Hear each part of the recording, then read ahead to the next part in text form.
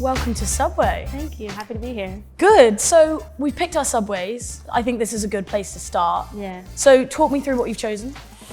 Okay, so I branched out a bit today because Subway, they have some different stuff here than they do out in the US. I got honey oat with spiced shawarma chicken. Nice. It's extra saucy. I have a yogurt mint, chipotle spicy tomato onion situation. Yeah, this is the moistest Subway I've maybe ever seen in my life. So I got clowned for having tuna. It's good. You want to try? I do not. I'm branching out. I was a chicken girl, but I was like, let's go different. And I like the honey and oat, so I'm glad that we did that. Okay, yeah. No, the honey oat adds a nice touch. Let's start off about your move. Grew up in Los Angeles, moved to Liverpool. Mm-hmm. It's not a typical move. It's not a move that people would say, I want to do that. So talk me through how you've ended up here. Well, yeah, I'm from Los Angeles originally.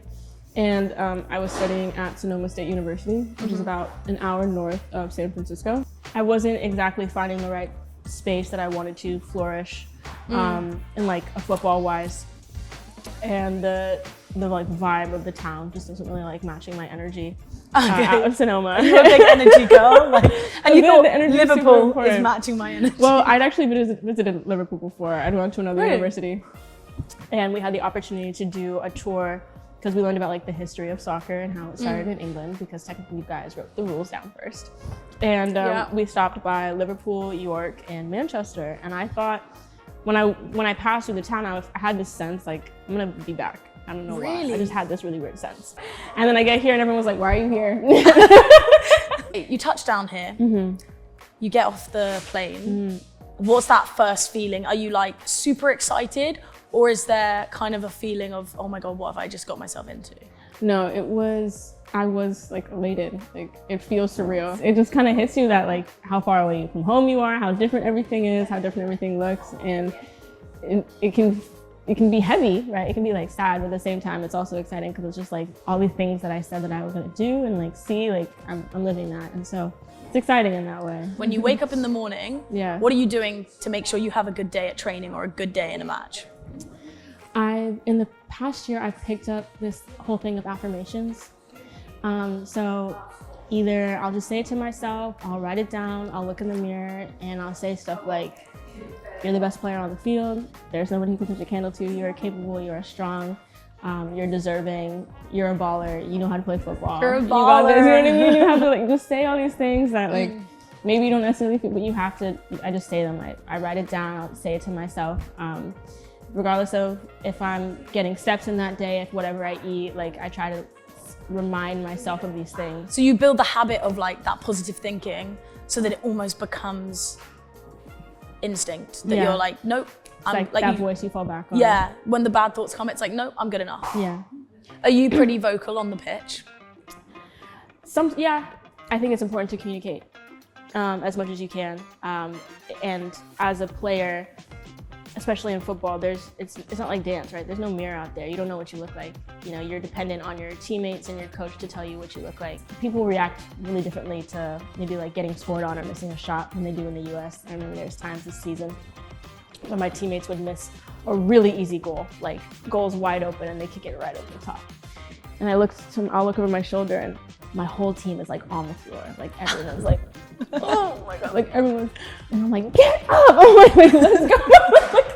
like we don't have time for that. Like, let's go. Like, we can't think about that, you know? Like, so in the US, is it more like on to the next? Like, yeah, because you have to, at least that's where I get from. It's like you have to have a high rate of forgettability. You have to be able to forget what mistake it is because you're on it. Like, we go again. You can't think about that. We don't have time where, you know, we missed the shot. Like, you need to fix it. Talk me through the goal celebration then. You must have had a lot of celebrations this season. What's your celebration? My celebration is actually pretty weird. I honestly mostly just do like one of the low legs. I also was really blessed to have the opportunity to have like such a supportive team so that sometimes there wasn't time for the celebrations. Everybody would like run together and cheer or just like running to another teammate. So I would always think about my goal celebrations before, but then you score and like I said, the same way I'm wrapped up in like getting everyone to keep going. Like yeah. So if I gave you a goal celebration, you wouldn't remember to use it. Can you try if I give you one? 100%. Yeah. Okay. Which one do you want? When's your next match? Okay, so that is the thing. I am actually out right now. Injured? I am injured at the No. time. Yeah. What's with the injury? I tore my ACL. I ruptured my ACL. No. And my meniscus is pretty shot. Oh my God, Claire, that's awful. I went to the Bucks National Trophy and I played 45 minutes on it because I didn't believe, because I wasn't living great, but I was like, it's not that big. Like, it's really not that serious. They told me it was a ruptured ACL, but I didn't believe them, and so I went back to the US and Listen to the doctors, like, come on. I was like, I know better. I don't really think so. I'm really mobile right now. Like, I'll be all right. But it turns out I don't have an ACL right now. So. Injury is obviously a part of every athlete's career. Yeah. Unfortunately, it's just the nature of the sport. But how do you deal with that when that happens? Was that quite a low moment?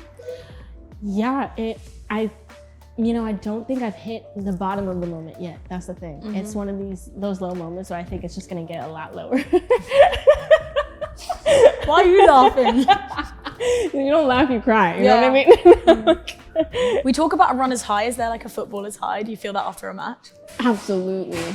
Oh my goodness, I am so volatile after a match. I remember if you look at me the wrong way, you're talking like I can just like. 3 years' time, there's a headline. Claire Lemoine. Oh my God. What does it say? It's so hazy. I want to be able to give you a definitive title. You don't have to though. But like, I think I live my life on like a 6-month basis, like a 6-month plan. Like I know where I'm going to be in the next 6 months, but it's so hazy. But all I know is she almost has it all is probably what the title would be like. She almost has it all. I can see that. So do you think you'll take stuff back to America, like that you've learned here? Absolutely, I have to. And I think that's probably what's going to make me shine as a player, is that difference in experience and that like understanding of that different play. I think the experience also has kind of made me like learn how to play smarter, not harder, because like with that high press, there's a lot of like just work that's going to be being put, but it's not necessarily always like a lot of thought that goes into it. But now having this experience, it gives a different viscosity to the kinds of runs that I'm making, or the kind of style of play that I'm thinking about. What would you say to a young girl who's thinking of giving up football, and why should she stay in it? If you want it, keep going, It's just one of those things where it's like, I spent my entire life on the bench, and so if soccer is not going to choose you, you have to choose soccer. It's one of those things that's so hard, but if you love it, stay with it. Like, if you have that love for it, that desire, like, don't stop, just keep playing. No one's going to want it for you more than you. Well, thank you so much. It's been a pleasure. Thanks. It's my handshake. Let's finish the rest of our subways. Let's do it.